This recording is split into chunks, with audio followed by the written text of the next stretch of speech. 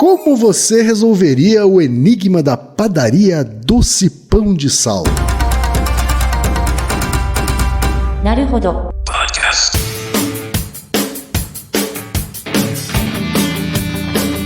Bem-vindo ao Naruhodo, podcast para quem tem fome de aprender. Eu sou Ken Fujioka. Eu sou Altair de Souza. E hoje é dia de quê? Desafio Naruhodo. E antes da gente entrar no tema, Altair, na pauta em si, aqueles 3 recadinhos rápidos da paróquia, tá? Vamos lá. Todo mundo já sabe, tá? Número 1, se você quer colaborar com a produção do Naruhodo Podcast e ajudar ele a se manter no ar, vai lá no apoia.se/Naruhodo Podcast, faça a sua colaboração, por favor. Tá? Número 2, não vai te custar nada, é só ir lá no iTunes Store e deixar 5 estrelinhas e o seu comentário. Isso. Nunca te pedimos nada. E a terceira e última também tem custo zero, tá? É só apresentar o podcast Naruhodo para uma amiga ou para um amigo que não conhece o Naruhodo. Isso. Às vezes até não conhece um podcast. A proposta do Naruhodo é exatamente essa. Como são episódios mais curtinhos, é para introduzir as pessoas à podosfera. É isso aí então, gente. Vamos para a pauta? Bora. Altair, hoje é dia de desafio. Isso, muito tempo já sem desafio, as pessoas estavam ansiosas. É verdade, faz tempo que a gente fez o último, né? Isso. Foi o desafio número 96, o do episódio 96. Quem estava mentindo? Verdade, a gente vai dar a resposta para esse desafio. É. Vamos lançar um novo desafio, obviamente, Claro. né? Como sempre. Mas antes, como sempre também, né, Altair? A gente tem o comentário dos ouvintes. Isso. Agora é o Não é espaço isso? para eles falarem. Então vamos para os comentários, Altair? Bora. Temos correções e comentários. É verdade, Altair. Primeiro e-mail de ouvinte, Altair, é da Marcela Nunes, que é bióloga e doutoranda na psicobiologia da Unifesp. Isso, minha colega. Sua colega. E ela mandou uma mensagem a respeito do episódio 26. Lá atrás. Lá atrás, o episódio que disse meditação faz bem para a saúde. É. Essa era a pergunta do episódio. E ela manda a seguinte mensagem, Altair. Oi, Ken, oi, Altair. Em um dos episódios passados, um ouvinte mandou um comentário sobre o fato de não conseguir praticar o mindfulness. E eu queria dizer que, muitas vezes, as pessoas tentam praticar a meditação mindfulness e não conseguem simplesmente porque mindfulness não é uma técnica de meditação. Para piorar, se vocês derem uma googada, vão encontrar todo tipo de absurdo sensacionalista e pseudocientífico relacionado ao tema. Então ela mandou um áudio, Altair, Explicando o procedimento. explicando, dando dicas, não é isso? De como meditar. Inclusive, o doutorado dela é nesse tema, né? Olha só. Ela utiliza o mindfulness como técnica e verifica sua eficácia. Vamos ouvir então o recado que ela mandou pra gente? Vamos. Meditação é um termo genérico que engloba diversas práticas e uma delas é um conjunto de técnicas onde você fixa intencionalmente a sua atenção em algum foco. Invariavelmente você vai se distrair com sons ou com os próprios pensamentos, mas isso é normal. O objetivo é justamente você tomar consciência das distrações e retornar a atenção ao seu foco. Esse treino de manipular a atenção ajuda a desenvolver um estado mental diferente do modo piloto automático que a gente está acostumado no dia a dia. Quando a ciência passou a se interessar pelos efeitos da meditação, esse estado mental recebeu um nome ocidentalizado, que é o mindfulness. Então, existe uma diferença entre os dois termos que causa uma certa confusão. Para iniciar, um bom exercício é sentar numa cadeira com encosto, deixar as mãos sobre as coxas, permanecer com a coluna ereta, postura confortavelmente estável e a respiração profunda e calma. Então você coloca o foco da atenção na contagem, por exemplo, de cada inspiração. Se perceber que perdeu a conta, é porque você se distraiu. Então, nesse caso, você apenas volte a atenção para a respiração e reinicie a contagem. No começo, você pode praticar por 5 minutos para se acostumar, mas é importante aumentar o tempo gradativamente até alcançar uma prática de 20 a 30 minutos. Altair, a Marcela ela não deixou só esse recado, tá? Ela deixou algumas dicas aqui também.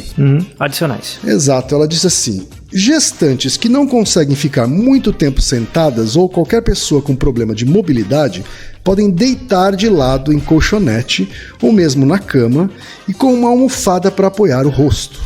Mas é importante lembrar que essa posição pode aumentar as chances de adormecer e o objetivo da prática da meditação é permanecer em vigília. Isso. Então, praticar deitado só em último caso. Outra coisa que ela diz é: mindfulness não é panaceia e meditação não é tratamento alternativo. É uma visão bastante científica aqui, né, da mindfulness. Ainda bem. E aí ela manda uma série de artigos aqui, Altair, desatrelando a meditação da religião, né, com enfoque científico. Ela mandou aqui 4 links, um manual, na verdade, e 3 links pra gente divulgar pros ouvintes. Então a gente vai colocar nas referências deste post, né, do post relativo a esse episódio. Exatamente. Então é importante saber que o mindfulness é como uma atividade física. Então você tem que praticar, você vai ganhando experiência e resultados com o tempo, desde que você pratique adequadamente. Perfeito, obrigado, Marcela. Muito obrigado, é isso aí. Próximo e-mail, Altair, é da Luana Belzi, que é estudante de biologia. Tá terminando o curso, aliás. É relativo ao episódio 101, As Plantas São Inteligentes? Olá, Altair, primeiramente quero parabenizá-los pelo podcast. Obrigado. O último episódio me deixou muito animada, o último que ela diz, né, relativo ao As Plantas São Inteligentes, muito animada ao ver seu título. Achei um programa interessantíssimo, mas a forma como certas informações foram transmitidas me deixaram com o pé atrás. Por quê? 1. Sou estudante do último ano de biologia. 2. Meu professor de botânica já dizia para tomar cuidado com certas interpretações. E 3.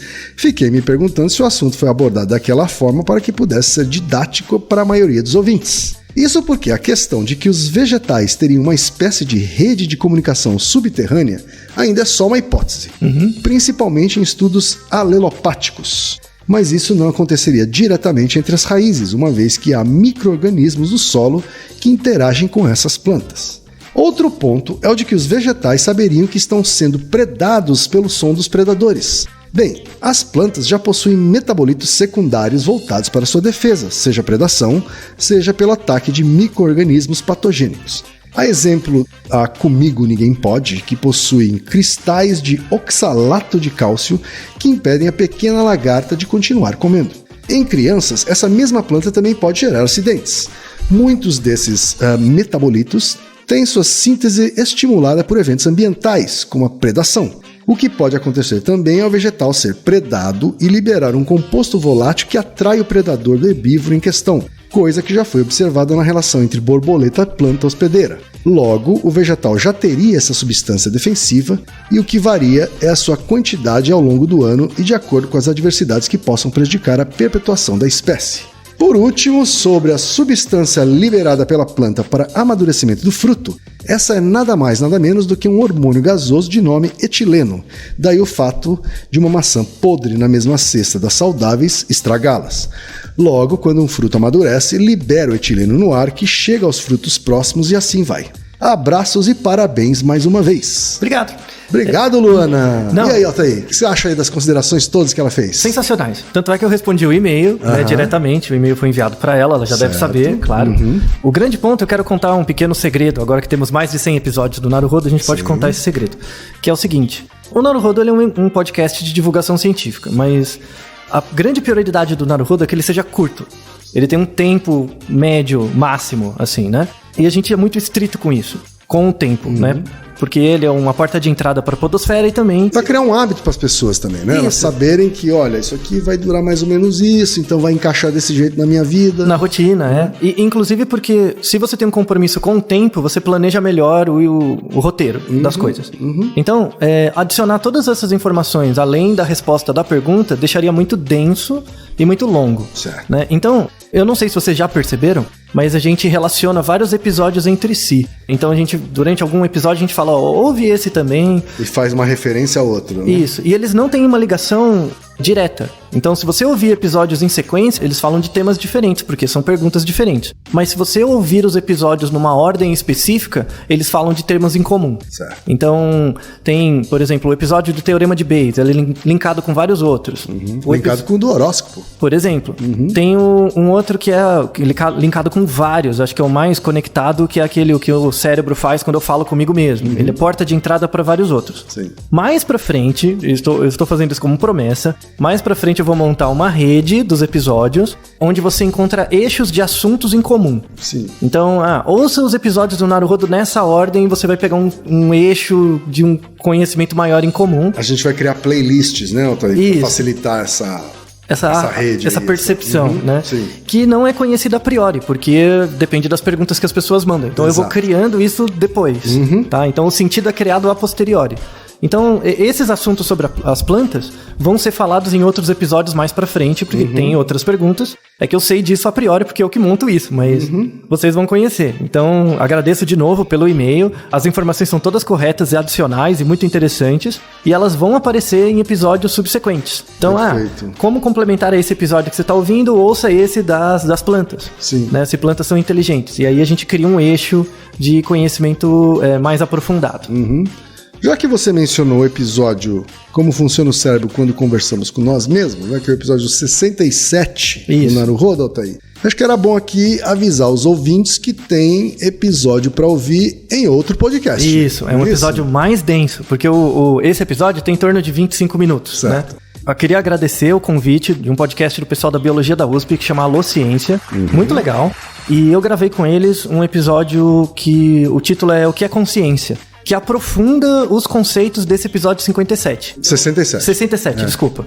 Então, se você ouviu o episódio 67 e quiser saber mais coisas sobre aquilo, como o nosso cérebro funciona quando eu falo comigo mesmo, as teorias de consciência, os 3 tipos de consciência, as consequências disso para o desenvolvimento, ouça esse episódio do Alô Ciência, o que é consciência, que ficou super legal. E queria agradecer ao pessoal do Alô Ciência pelo convite, e foi muito divertido gravar com eles. E lá é um episódio de mais de 1h30. É isso? Lá tem 1h30, o negócio é mais papo cabeça mesmo. Então lá eu não nivelei por baixo. É uma proposta diferente aqui do Naruhodo. Isso, Se você tiver mais tempo e fosfato, complemente com aquilo lá. Perfeito. Tem mais um e-mail aqui de ouvinte, Altair. Na verdade, esse aqui saiu do Facebook, Altair. É relativo ao episódio 104. Animais não humanos cometem suicídio? Essa canelada. É uma canelada nossa, que foi corrigida, muito bem corrigida, pela Carol Grain Erickson Silva. Isso, entre outras pessoas, tá? Entre outras pessoas, exatamente. A Carol mandou o seguinte: Lemming é roedor e não macaco. Acho que vocês confundiram com lêmures. Verdade. Carol, você tá corretíssima. Corretíssima. Passou. Lemming é roedor.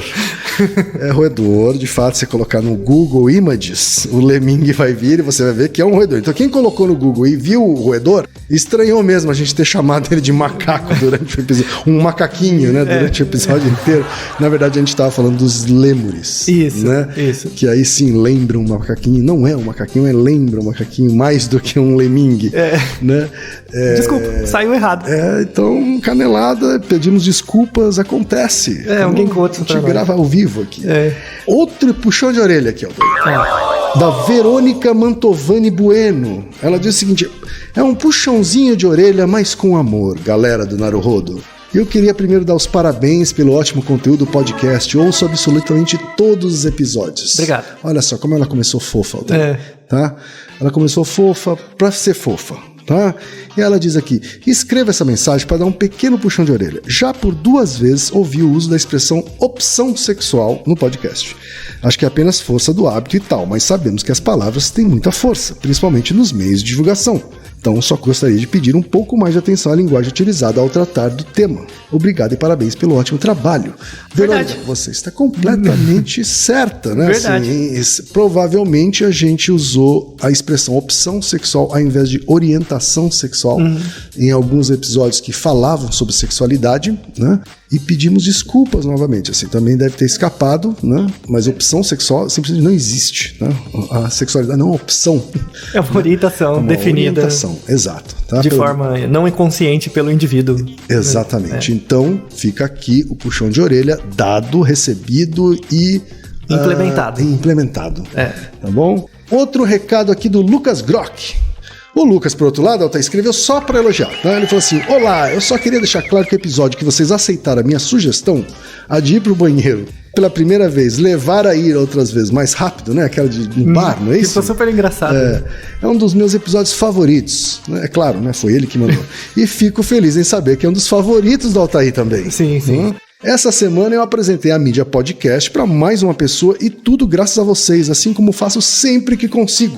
Mantenham firmes nesse caminho e estão de parabéns com o conteúdo. Abraços! Obrigado! Lucas, eu agradeço e peço para que todos façam igual o Lucas fez, apresentar a mídia podcast para mais uma pessoa. Isso. Se cada ouvinte do Naruhodo apresentar para mais uma pessoa, a gente já dobra a audiência. Rapidamente vai dominar o mundo todo. E quando a pessoa ouve o Naruhodô, ela provavelmente vai experimentar outros podcasts. Isso. Né? Seja da família B9, seja de outras famílias, seja outros de divulgação científica, ou mesmo de humor, qualquer outra coisa, né? A mídia podcast vai ganhar novos ouvintes. Essa é a ideia. Tá bom? E para finalizar, um último e-mail é do Daniel Martin. Ele é professor, ele é de Curitiba, mas mora atualmente na Alemanha. Tá? Tem um e-mail longo aqui, tá, Altair? Mas eu vou aqui ler a parte mais importante. Ele diz o seguinte, Altair, que ele fez odontologia, fez ciência da computação, concluiu odonto, praticou odonto, mas depois começou a fazer outra faculdade de administração, mestrado em logística na França e hoje ele está morando na Alemanha trabalhando com sistema de informação. Olha só o caminho tortuoso que teve, né? Muito legal. Mas ele sempre gostou de matemática, Altair. E o que ele está escrevendo aqui é que quando ele era professor de matemática, né? Ele se divertia tentando buscar formas simples ou metafóricas, né, para explicar conceitos de matemática, né? E ele está dizendo o seguinte: estou para escrever faz tempo para elogiar o podcast, mas alguns segundos do último episódio, ele está se relacionando ao episódio do Teorema de Bayes, né? Ele fala o seguinte: a explicação do homem grávido para explicar o Teorema de Bayes foi absurdamente genial. Eu já tinha visto explicações boas no Andar do Bêbado, livro Andar do Bêbado, best-seller, né? E uma das melhores foi recentemente no Veritácio, né? Que é um canal do YouTube. Um canal muito do YouTube, bom, muito bom sobre matemática, né? Muito parecido com o que eu usava com os meus alunos. E vi que usaram no podcast e o exemplo foi montado também de maneira genial, devo dizer. É que o homem grávido dá entendimento imediato e sem números ou cálculos, né? Enfim, continue bom trabalho, as contribuições que vocês fazem à ciência e ao pensamento crítico não tem preço. Não tenho mais palavras para elogiar e incentivar. Altair, só temos a agradecer aqui, não é isso? Claro. E saber que as boas ideias nascem da zoeira. Então, verdade. A ciência da zoeira é diferente de ser zoeiro. A galera costuma... É a minha zoeira com o pessoal da publicidade. Vocês querem ser zoeiros, mas não tem a ciência da zoeira ainda. É verdade. Então vamos desenvolver isso. Usar as boas ideias para coisas geniais. Muita coisa para aprender ainda, viu, Altair? Assim como o Bayes e o grávido. Agora, Altair, chegou a hora da resposta ao desafio anterior. Isso, todos estavam com muita curiosidade, né? Verdade. Tivemos muitas respostas. O desafio anterior foi o episódio 96, né? E a pergunta é: você consegue descobrir quem está mentindo? Foi uma contribuição do Éder Ribeiro Ferreira, do site Mais Inteligente. Isso. Obrigado, Éder, de novo. E o enunciado era o seguinte: você está diante de 5 potenciais mentirosos e precisa descobrir quantos deles são realmente mentirosos, se é que algum deles é. O primeiro deles te diz: exatamente um de nós é um mentiroso. O segundo fala: exatamente 2 de nós somos mentirosos. O terceiro fala: exatamente 3 de nós somos mentirosos. O quarto fala: exatamente 4 de nós somos mentirosos. Finalmente, o quinto fala: exatamente 5 de nós somos mentirosos. E a pergunta é: quantos são os mentirosos? E quais são? Né? Tivemos muitas respostas, né? Até porque a gente teve bastante tempo, né, do enunciado original até hoje, não é isso? Mas o primeiro a acertar, o primeiro a mandar a resposta correta, né, com explicação, foi o nosso patrono, Márcio Vasques. Aê! Parabéns! Parabéns, Márcio. A resposta dele é a seguinte, Altair: quem está mentindo são os números 1, 2, 3 e 5. Só o 4 que não. Só o 4 que não. Por quê? Analisando caso a caso, segundo o Márcio, se o número 1 estiver dizendo a verdade e somente um deles for mentiroso, teremos 4 afirmações conflitantes sendo verdadeiras, o que não é válido. Se o número 2 estiver dizendo a verdade, então há 2 mentirosos e 3 pessoas dizendo verdades incompatíveis, o que também não é válido. Se o número 3 estiver dizendo a verdade, então há 3 mentirosos e 2 pessoas dizendo verdades autoexcludentes, então não é uma situação aceitável. Se o número 5 estiver dizendo a verdade, então todos, inclusive ele mesmo, estão mentindo. E aí ocorre uma dualidade ou paradoxo na sua fala. Exato. Resumindo, como 2 ou mais frases do conjunto das 5 afirmações não são válidas juntas porque são incompatíveis, só a afirmação de que 4 são mentiras e 1 é verdade é que segue a lógica. O número 4 diz que exatamente 4 de nós somos mentirosos. E nesse caso ele está dizendo a verdade. Ou seja, ele não é um dos 4 mentirosos. Fantástico, hein, Altair? Muito bom, com uma matriz você resolve isso. Exatamente, mas ele explicou de um jeito bastante didático. Isso, hein? muito lógico. Não Parabéns. é só no pensamento lógico. Parabéns e obrigado, Márcio. Por contribuir, né? Exatamente. E por todo mundo que mandou e-mails, claro. Vamos então pro novo episódio, Altair. Isso, vamos fechar o ano com um desafio. Exatamente. Provavelmente a solução desse episódio vai ficar pra 2018, hein, Altair? Isso, mas vai pensando comendo peru de Natal. Exato. O novo enigma, Altair, ele veio de novo do Éder Ribeiro, uma contribuição também do Éder Ribeiro do site Mais Inteligente. Né? Se você quiser conhecer outros enigmas, inclusive, o site é muito legal. E o Éder mandou o seguinte pra gente, Altair. O senhor Chico é cliente assíduo da padaria Doce Pão de Sal. Em virtude do grande movimento, a padaria oferece, no turno da manhã, novas fornadas de seu pão de sal, precisamente a cada 10 minutos. Já o pão doce, que é uma receita famosa da padaria, também sai a cada 10 minutos. O senhor Chico gosta igualmente de ambos os pães. Porém, sempre que chega na padaria, ele prefere esperar a próxima fornada, seja ela de qual pão for. Depois de algum tempo indo à padaria, o Sr. Chico percebe que tem comido bem mais pão de sal que pão doce. Na realidade, ele se dá conta que a cada 10 visitas à padaria, em 8 ele traz para casa só pão de sal. Se novas fornadas dos pães saem sempre de 10 em 10 minutos, como pode Sr. Chico comer mais do pão de sal do que do pão doce? Olha só, Altair. Como é possível? Como isso é possível? É um bom enigma, Altair. E não é tão difícil. Não é tão difícil, você não precisa de álgebra linear, isso, não precisa nem de equações diferenciais saber integral ou derivada, nada disso, né? Nada. Ter feito cálculo 1, né? Não, só fosfato. É só fosfato, exatamente, né? Então, esse é o enigma que a gente deixa para as pessoas, Altair. Isso, se coloca no lugar do Sr. Chico e pense a respeito. Então tá certo, Altair. Naruhodo, ilustríssimo ouvinte. Naruhodo. Você sabia que pode ajudar a manter o Naruhodo no ar? Ao contribuir, você pode ter acesso ao grupo fechado no Facebook e receber conteúdos exclusivos. Acesse apoia.se/NaruhodoPodcast. E você já sabe, aqui no Naruhodo, quem faz a pauta é você. Você tem alguma pergunta pra gente ou quer comentar algum episódio? Escreva pra nós. podcast@naruhodo.com.br. Repetindo? podcast@naruhodo.com.br. E lembre-se, mande nome completo, idade, profissão e a cidade de onde você está falando. É isso aí.